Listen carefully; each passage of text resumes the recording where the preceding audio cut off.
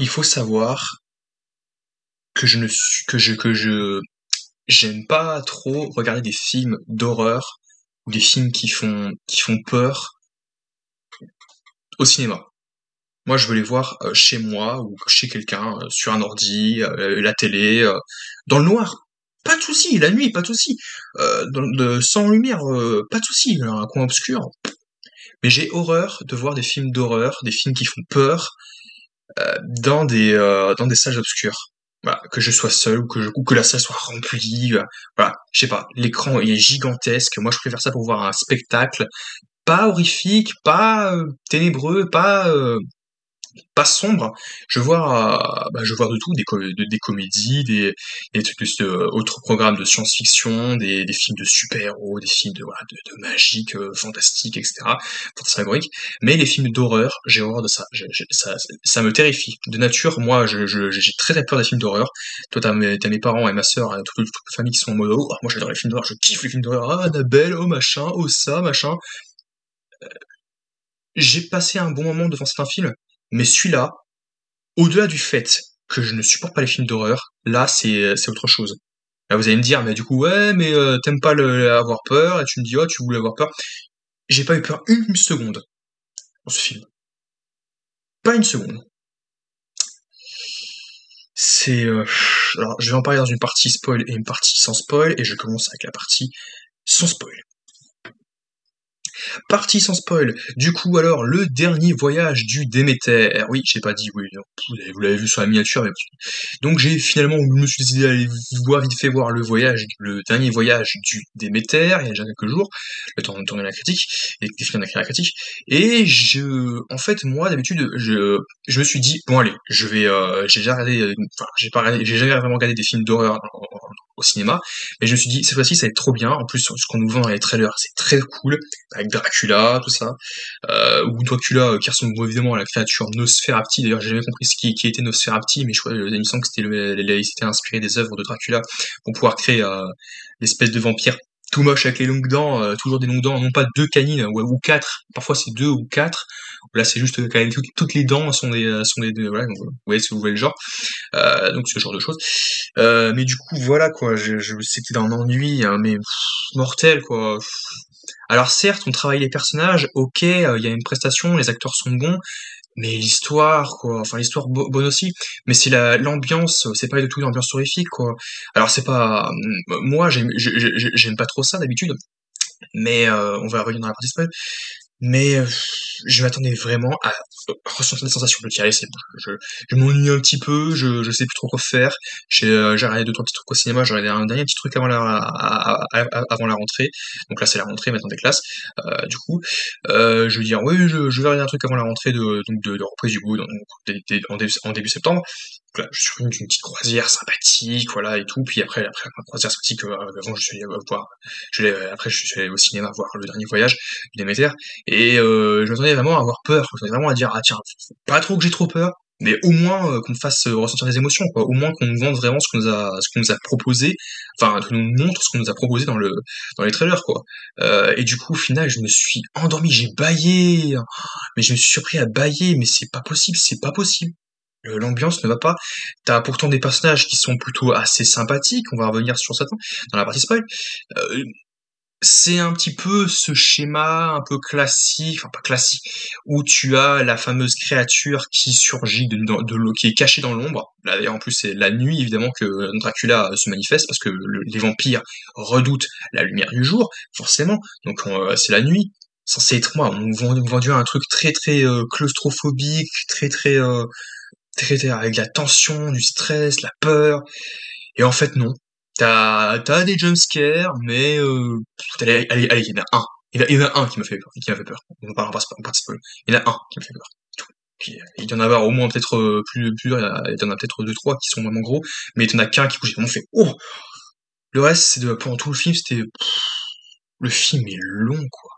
Enfin, il est long, ouais, franchement, je me suis ennuyé comme jamais, hein. C'est pas possible.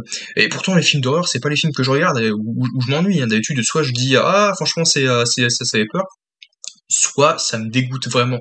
Et quand ça me dégoûte, ça veut dire que vraiment, je suis incapable de manger ou de boire, si ce n'est de l'eau plate, ou même que ce soit vous, on s'en fiche, devant un film d'horreur. Je suis écœuré quand je vois un film d'horreur, quand je vois du sang partout, des gerbes de sang qui vont partout, là, du vomi, littéralement du vomi déjà présent dans le film, des trucs dégueulasses ou sur des choses, des tripes, ou que ce soit dans des films de zombies ou autres. Enfin, il y a certains zombies qui sont des films de zombies que je regarde, généralement, ils font pas trop peur, c'est plus des parodies qu'autre chose.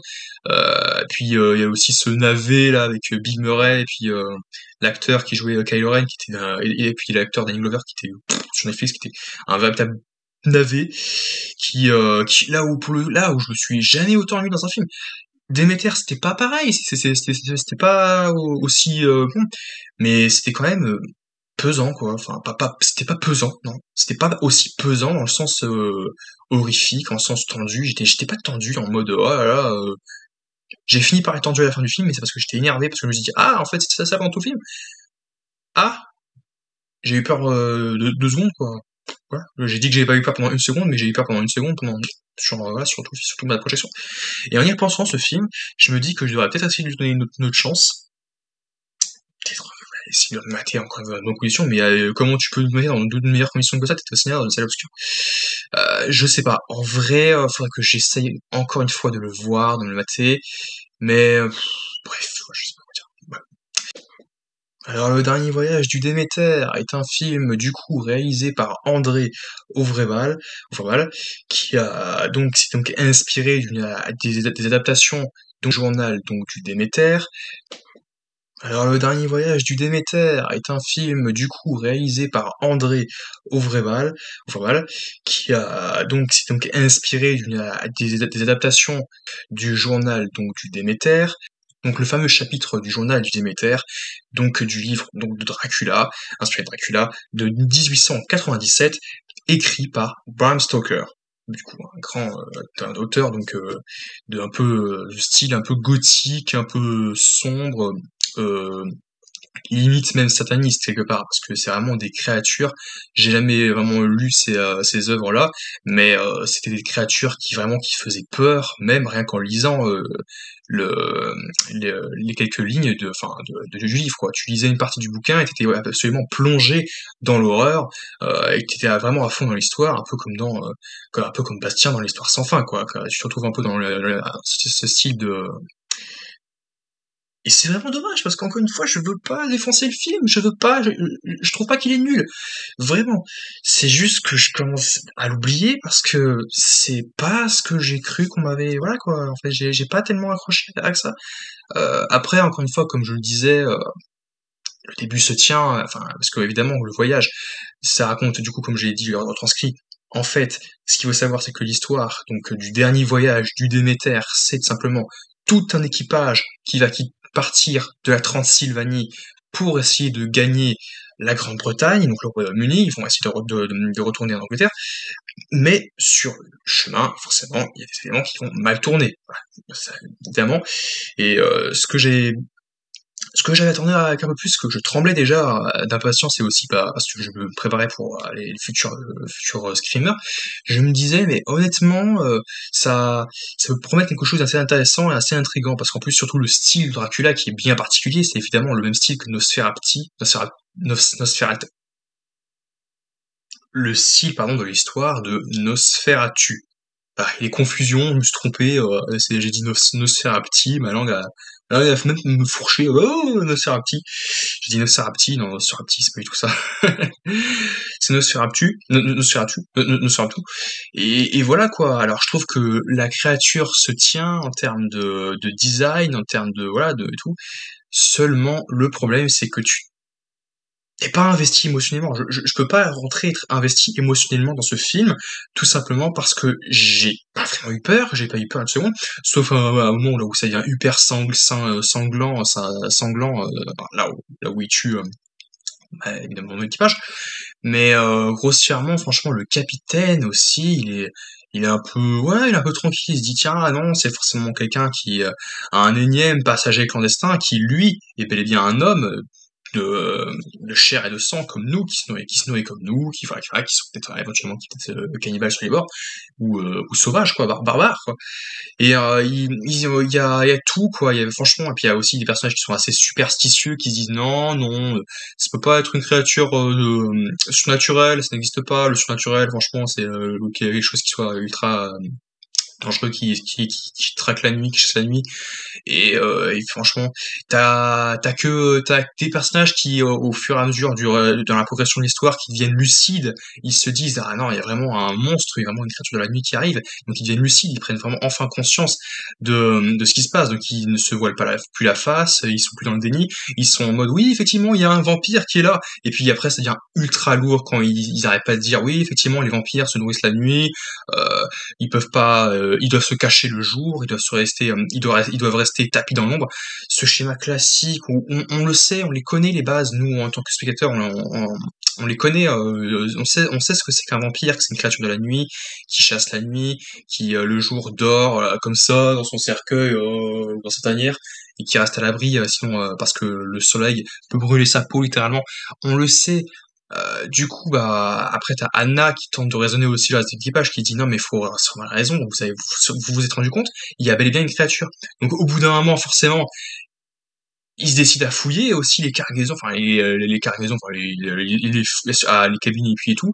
Donc le capitaine du coup le capitaine décide enfin à vérifier un petit peu ce qui va pas et voilà, donc du coup à fouiller le navire, fouiller le bateau quoi, ouais, essayer de trouver ce qui se passe. Et finalement bah ouais. T'as aussi donc le capitaine Elliot qui décide à fouiller les bateaux et il envoie chacun des moussaillons en fouiller le bateau, les cabines, et à aucun moment ils ne reviennent à l'endroit précis où Anna a été découverte. D'ailleurs, Anna, elle s'est cachée, enfin, je sais même plus comment elle s'est cachée, mais c'était tout qu'elle se cachait là-dessous, sous la cabane. C'est un passager clandestin qui a voulu se cacher et tout, qui a finalement été découverte. Euh, T'en as certains qui sont quand même assez intelligents, qui essayent quand même de se dire, bon bah, je suis dans des endroits encore plus sombres, là où il n'y a pas les fenêtres, là le jour, donc on va fouiller des cales, on va fouiller partout à l'intérieur, voir s'il y a quelque chose, mais à aucun moment on ne fouille vraiment le cale où il y a, où t'as, comment dire, où à aucun moment on ne fouille vraiment les espèces de tombeaux, qui ne sont pas vraiment des tombeaux, enfin ce sont des caisses, voilà, des caisses, soi-disant, des caisses de marchandises, et et de victuailles ou de ce que tu veux ou des marchandises quoi, il y a des victuailles ou de la bouffe quoi, ou des trucs voilà de marchands. Oui, personne ne fouille ça. Non, on a pas besoin de fouiller ici, on sait qu'il y a des victuailles, on sait qu'il y a à manger.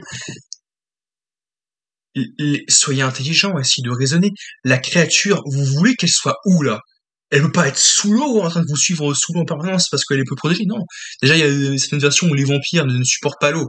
Généralement, c'est l'eau bénite. Donc l'eau bénite, genre, oui, je bénis l'eau, faites que Sainte Marie, Joseph, voilà. L'eau est bénite. Même. Dans cette version, peut-être que là, du coup, l'eau, ils peuvent vivre dans l'eau. Et ils peuvent pas nager en permanence et faire donc personne se pose cette question-là, et quand bien même il se posait cette question-là, c'est complètement stupide, parce que c'est évident qu'il se cache sur le bateau, il n'y a pas à réfléchir, ah oui, il est dans les airs, il est loin, il est tout, et puis de toute façon, et puis faut être aussi logique et cartésien, enfin, déjà il faut être logique et cartésien, on se dit tiens, c'est forcément quelqu'un qui est à bord et qui se cache, quelqu'un comme nous, un homme ou une femme, enfin qui se cache, qui est un tueur, il a tué tous les animaux là qui traînaient là, tous les animaux sont massacrés, tous les hommes finissent par être massacrés, donc sauf celui qui écrit le récit du Éther, finissent par être massacrés, donc sauf celui qui écrit le récit du Éther à la fin. Mais sinon, tout le monde est massacré et personne ne s'écoute, personne n'essaie de comprendre où est la créature. Quand ils réalisent bel et bien que c'est un vampire et qu'ils parlent de vampire, ils disent non mais attendez, vous racontez n'importe quoi, franchement, ce sont des balivernes, hein. Franchement, arrêtez. Hein. Ah, vous écoutez ces bonnes fariboles. Quelles sont les histoires que vous racontez? Mais wake up en fait, je vous demande de vous remuer. Personne ne fouille les caisses avec l'espèce où t'as un insigne, où t'as une espèce de dragon, là, de dragon d'argent dessus. Personne ne fouille les caisses où il y a Dracula qui est potentiellement et quand on réalise que Dracula est vraiment dedans et qu'il saute, il bondit tel un animal, tel un animal sauvage sur ses victimes, personne ne... Non mais Je suis habitué à avoir des personnes assez stupides, mais stupides au dernier degré. Mais là, alors après, il y a des moments où ils se disent, bon, allez, on va essayer quelque chose pour l'attraper. C'est dangereux, voilà, ils réalisent pas encore, mais bon, au moins ils en parlent, au moins ils essayent de trouver la créature, ils fouillent et tout. Mais il y en a qui vraiment voilà quoi, ils cherchent pas vraiment de midi à 14h pour essayer de comprendre, de résoudre le problème. Après, il y a des choses un petit peu bêtes aussi, comme par exemple où t'as des nuits où quelqu'un qui reste debout, qui poste, qui surveille la mer, les océans, où c'est pas très bien filmé, pas très net, et il y a rien qui se passe là. Tu entends juste des bruits genre genre des petits grattements, c'est classique comme des grattements en mode. Et puis c'est tout. T'as pas des cuts entre la créature et enfin si mais une fois. Avec le fameux jumpscare. Là où il saute littéralement du mât pour se jeter sur lui. Mais c'est juste ça en fait, il y a juste ça qui m'a fait ouf, voilà, je pensais qu'il était de l'autre côté du mât, en fait non, il était seul. Il y a que ça qui s'y trip, qui m'a littéralement fait eu des sueurs froides, mon sang bout à l'intérieur. Mais le reste, franchement, c'est prévisible. En plus, c'est très très mal rythmé. C'est pas, on surutilise la musique, le thème qui est le thème très très voilà de Dracula qui est surutilisé à mort. Voilà, mais le problème c'est que c'est ça quoi. Il y a des personnages qui sont vraiment qui euh, qui sont bien travaillés, bien développés, mais le problème c'est que comme d'habitude, de temps à autre, il y en a qui sont complètement demeurés, disons-le, très demeurés et décalés.